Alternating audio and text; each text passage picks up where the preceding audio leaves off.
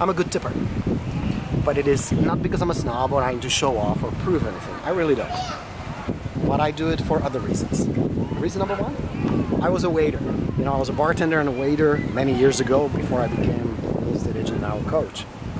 And so I appreciate how much work goes into what these people do and how they care and how they depend on the generosity of others. That's reason number one. But I also do it for another reason.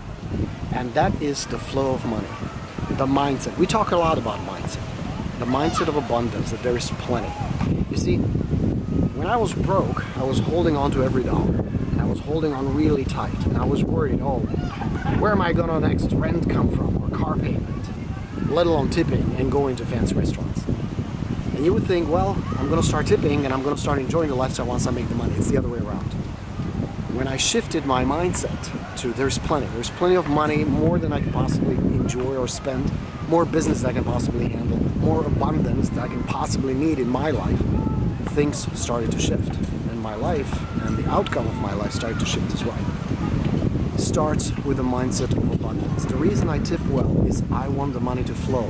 And the funny thing is, the more I send out, the more comes back. The more I share my wealth with the world around me and people who appreciate it, who do a good service for me, the more I receive back.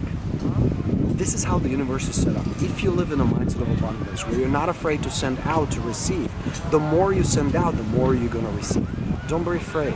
Don't be too tight, too scared, too restrictive on the money. If you let it flow, it's going to go out and it's going to come back. But it all starts with the mindset of money. Enjoyed the tip? There's more where this came from. Coach Borino signing off. Let's go get him. Cheers.